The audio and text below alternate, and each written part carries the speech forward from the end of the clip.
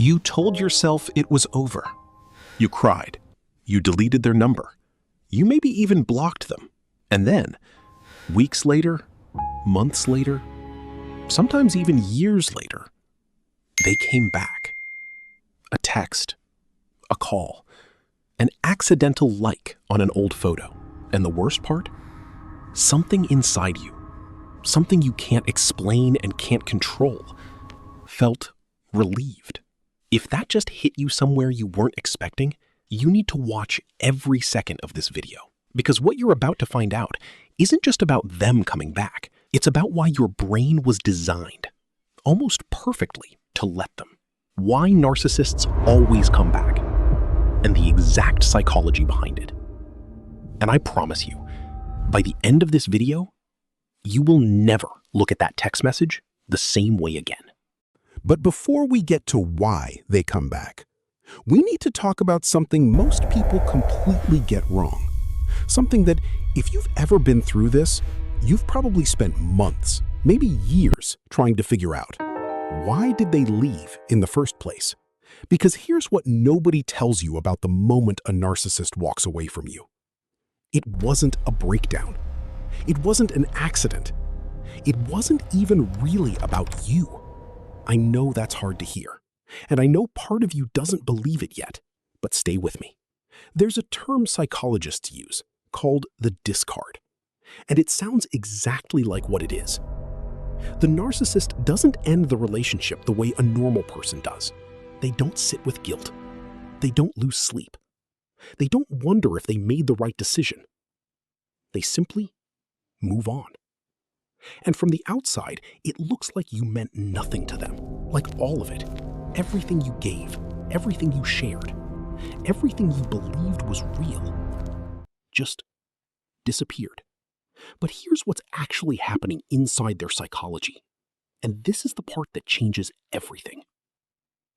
A narcissist doesn't see people the way you see people.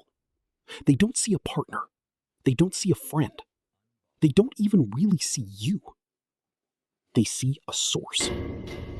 And when that source stops giving them what they need, they don't feel loss. They feel something closer to inconvenience. Think about what that means for a second.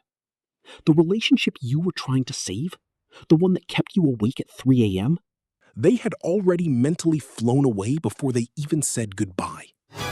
And they were already thinking about where to find their next one. Now, what is this source I keep referring to? What exactly were you providing them that was so valuable that the moment it ran low, they were gone? And more importantly, what is it about this same thing that eventually always pulls them back? That answer has a name. And once you understand it, you will never be confused by their behavior again. But first, let's go deeper into the discard itself, because there's a specific moment, a trigger, that most victims never even realize happened. The moment the narcissist mentally checked out, long before they physically left. Now, let's talk about the thing nobody ever explained to you. The thing that once you understand it, makes every single confusing thing they ever did suddenly make complete sense. It's called narcissistic supply. And forget whatever clinical definition you've heard. Here's what it actually means in real life. Every human being needs things from other people.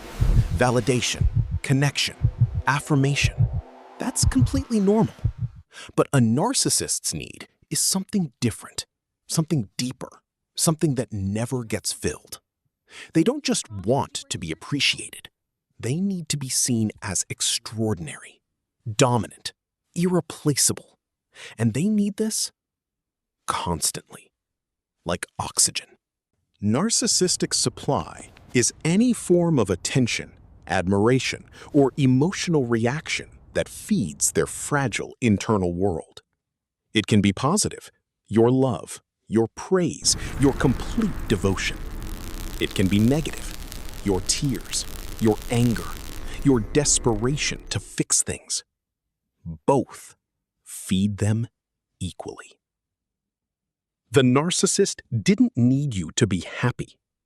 They needed you to react. So let's make this personal. What were you actually providing them? Think back to the beginning. You probably made them feel special. You gave them your full attention. You defended them to other people.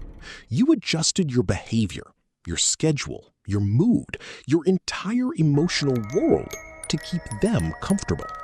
You were what psychologists call a high supply source, and that felt extraordinary to them. But here's what was happening underneath all of that.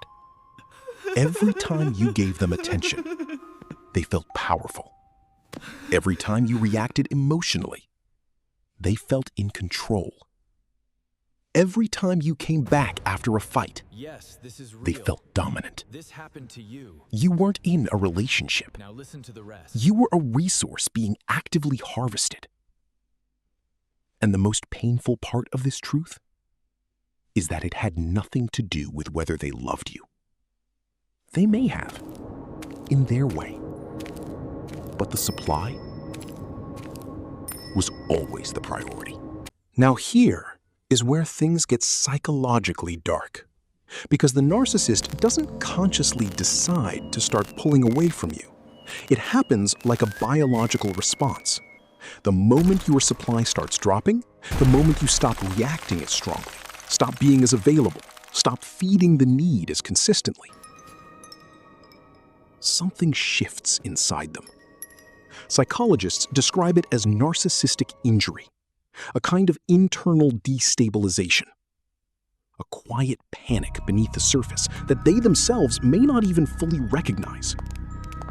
And their response to that panic is not to reflect, not to communicate, not to work on the relationship. Their response is to seek a replacement source, or to do something that forces a reaction out of you. And this is the exact moment I mentioned in the last segment.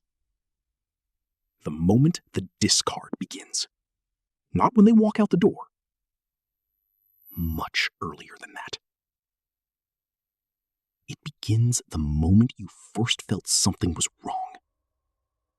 That feeling you couldn't name? That was the moment they started looking. So now you understand what narcissistic supply is. And now, for the first time, the return makes complete sense. Because here's what most people don't consider about a narcissist's supply network. It requires constant maintenance. New sources take time. They need to be identified, groomed, tested, established, and in the meantime, old sources are still available.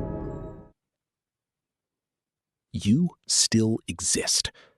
They remember exactly how you reacted, exactly which words unlocked your emotions, exactly how long it took to break your resistance. And that makes you, in their psychology, not an ex-partner, not a closed chapter. A reserve supply. The text at midnight, the like on a photo from 2 years ago, the "I've been thinking about you." These are not acts of love. They are, psychologically, a narcissist running a systems check, testing whether the resource is still operational. And in the next part of this video, we're going to show you exactly how they do it, the specific tactics, the specific words, the specific psychological weapons they use every single time they come back. Because once you can see them clearly, you can never be fooled by them again. So now you know what narcissistic supply is. You know why they left. You know what you were to them. And you know that the return, that text, that call, that sudden reappearance, was never about love. It was a systems check. But here is what most people still don't understand. The way a narcissist comes back is never random. It is never impulsive. And it is never the same twice. At least, not on the surface. Because narcissists don't have one way of returning. They have three.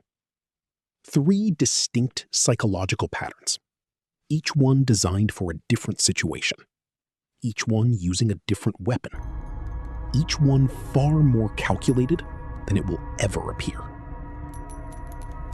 And the reason most people fall for it every single time is because they're only watching for one of them, while the other 2 walk right through the door they never thought to lock. The first type is the one most people recognize. At least, they think they do. It's called the emotional ambush, and it usually looks like this. Out of nowhere, after days of silence, weeks of absence, sometimes months, they reach out. And when they do, they don't come back cold. They come back devastated. I haven't stopped thinking about you. I know I hurt you. I hate myself for it. I've been going through something, and you're the only person I wanted to talk to. I think I made the biggest mistake of my life. Every word is engineered. Not necessarily consciously. This is important to understand, but engineered nonetheless by a psychology that has learned exactly what opens your emotional doors. Because here is what the emotional ambush actually is, underneath the words. It is not confession. It is not vulnerability. It is a supply extraction technique disguised as emotional openness. The tears, if they come, are manufactured or exaggerated. The regret, if it's expressed, is regret about losing access to you, not about what they did to you. And the timing? Never accidental. The emotional ambush always arrives at the moment you were closest to fully moving on. They didn't know this consciously, but some part of their psychology tracked it and sent the message at the exact moment your defenses were lowest. The second type is quieter, more calculated, and in many ways far more psychologically damaging than the first. It's called the triangulation return. And it doesn't begin with them reaching out to you at all. It begins with information.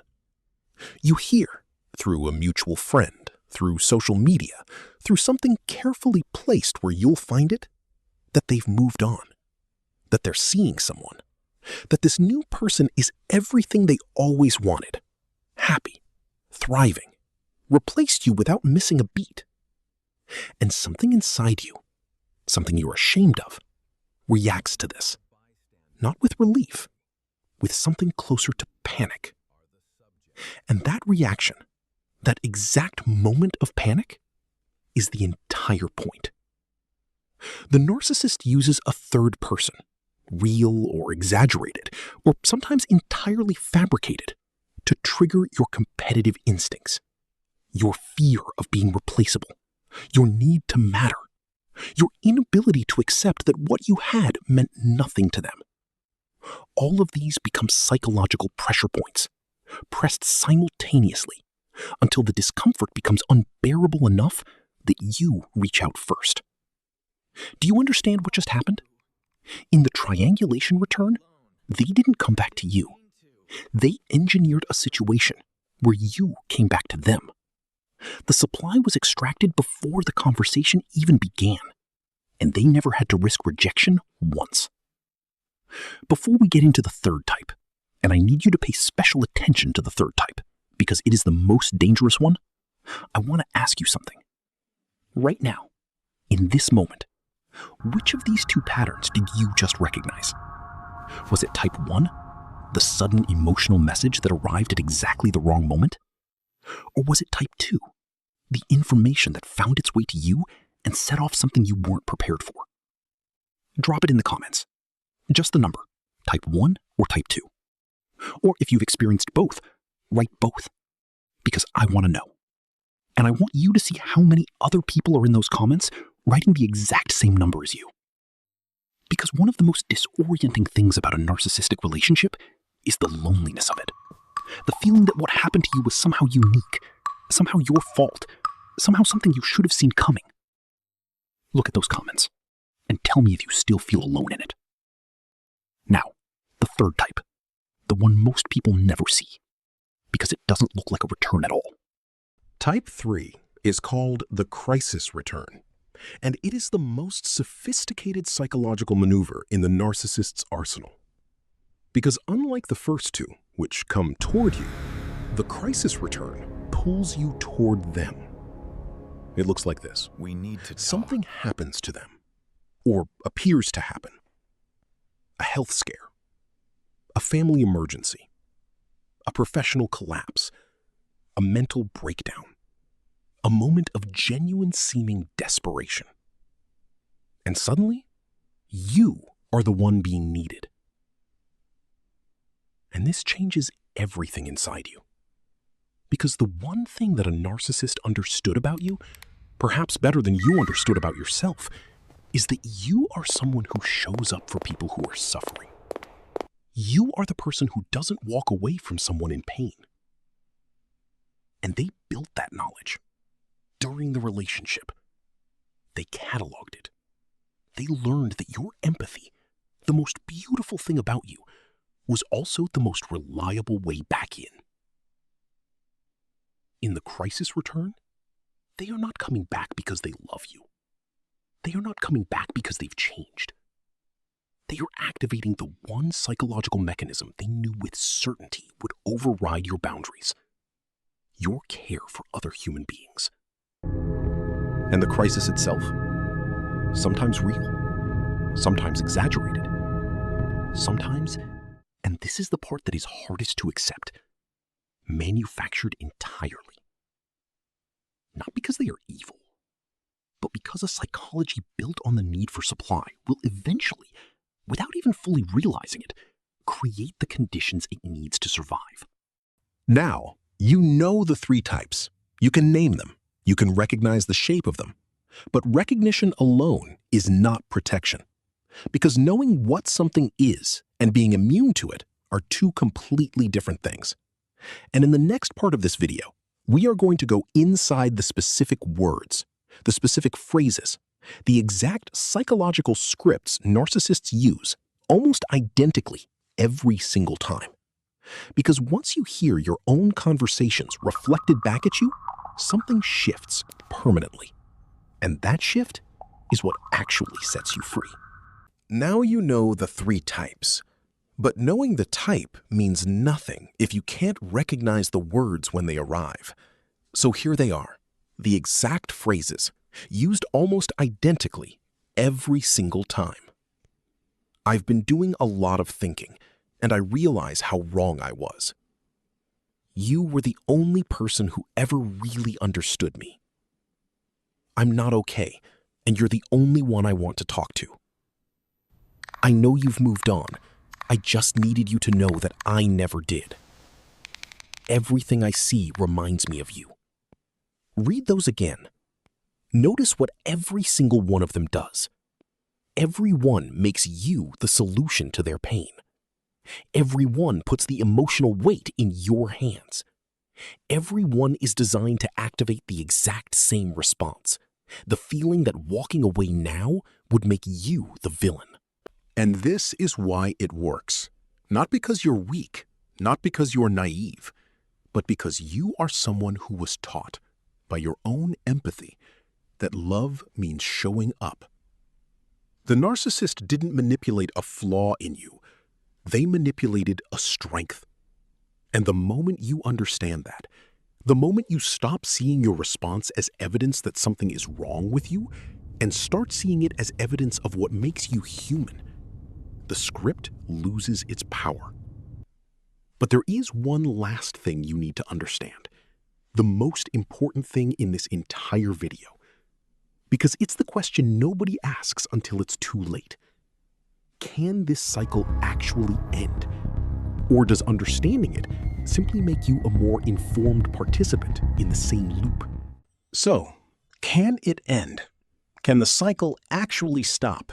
Or does understanding everything we've talked about in this video, the supply, the discard, the three types of return, the scripts, Does understanding all of it simply make you a more informed participant in the same loop?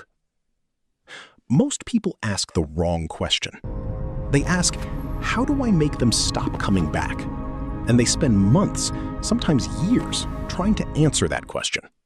Blocking numbers, moving cities, rebuilding their entire life around the goal of making the narcissist stop appearing. But here is what nobody tells you. The narcissist returning is not the problem. The narcissist will always return. To some degree, in some form, through some channel. A person with narcissistic psychology who identified you as a high-value supply source will always, on some level, circle back. That is simply what the psychology does. So, if stopping them from returning is not the answer, what is? The answer is something most people in this situation never want to hear, because it requires turning the focus away from the narcissist and directing it somewhere far more uncomfortable, toward yourself. There is something that forms in a narcissistic relationship that psychologists call a trauma bond, and it is one of the most poorly understood things in the entire field of relationship psychology. Most people hear trauma bond and think it means I was traumatized by this person. That's part of it, but it's not the whole picture. A trauma bond is not just about what happened to you, it's about what your nervous system learned to need during the cycles of pain and relief, withdrawal and return, coldness and sudden warmth that you experienced inside that relationship. Here is what was happening inside your brain while all of this was occurring. Every time the narcissist pulled away, your nervous system experienced something similar to withdrawal, real physiological withdrawal. The anxiety, the hypervigilance, the constant mental replaying, the inability to focus on anything else. And then, every time they returned, or showed warmth, or gave you the version of them you fell in love with, your brain released a flood of neurochemicals, relief, dopamine, oxytocin, the biological cocktail of connection.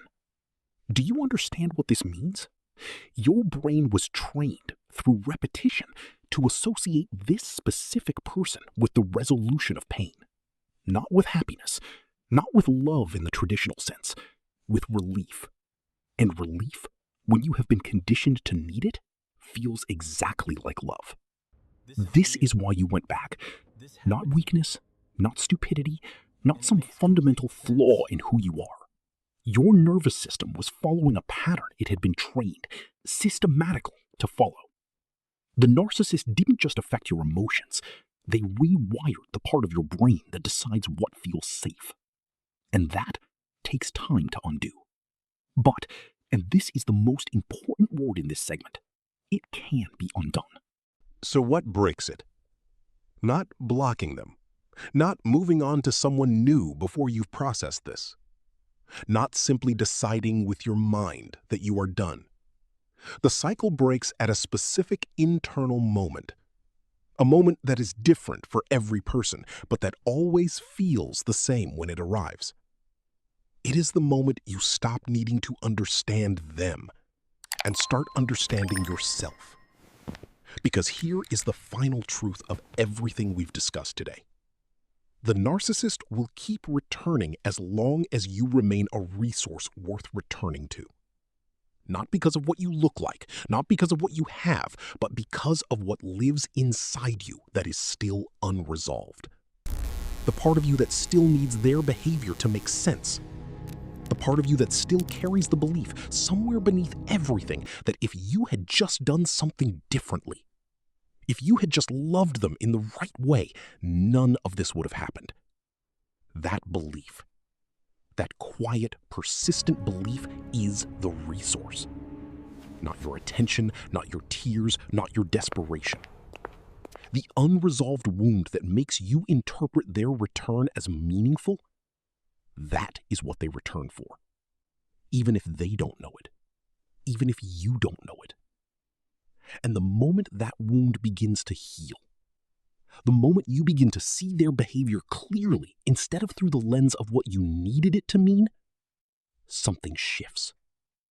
Not dramatically, not all at once, but the next time the text arrives, something inside you reads it differently.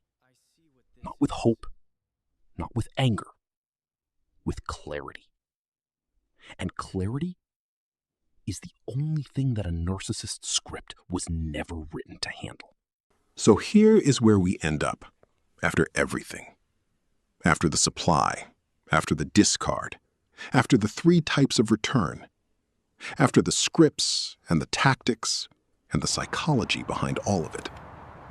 Here is the truth that sits underneath everything else. You cannot change what a narcissist does. You cannot stop them from needing supply. You cannot make them experience the relationship the way you experienced it. You cannot rewrite what happened to you. But you can change what you do with the understanding you now have. Because knowledge, real psychological knowledge, is not passive. It doesn't just sit in your mind and make you feel informed. It changes the way the nervous system responds. It interrupts the automatic patterns. It creates a pause between the trigger and the reaction that did not exist before. And in that pause, in that fraction of a second between the notification arriving and your hand reaching toward the phone, you are no longer operating from a wound. You are operating from clarity. And a narcissist has no script for someone who sees them clearly. None. That is where their power ends. And that is where yours begins. Most people who watch a video about narcissists walk away angrier at the narcissist. They understand the behavior better. They can name it now. They can see the patterns. And they spend the next week telling everyone they know about narcissistic supply and hoovering tactics and trauma bonds. But the people who actually change, the people who watch something like this and 6 months later are living a fundamentally different life, they walked away with something different. Not more knowledge about the narcissist, more understanding of themselves. Here is everything we covered today in its simplest form. Narcissists return because you are a known, accessible, already conditioned supply source. The return is never random. It is never truly about love. It is a systems check, run by a psychology built entirely on need. The emotional ambush, the triangulation return, the crisis return. 3 methods, 1 objective, 0 exceptions. And the reason it worked, every single time it worked, was not because of a flaw in you. It was because of a biology in you. A nervous system that was trained, systematically, repeatedly, to interpret their return as relief. And relief felt like love. Now you know the difference. I want you to sit with something before this video ends. Think about the last time they came back. Not the first time. The last time. Think about what you felt in the seconds after that message arrived. Before you analyzed it. Before you talked yourself into or out of anything. That very first feeling. Was it love? Or was it relief that the uncertainty was over? Was it that you missed them? Or was it that you missed the version of them that existed before the pattern showed itself? Because here is what I want you to consider. And I want you to be completely honest with yourself when you answer it.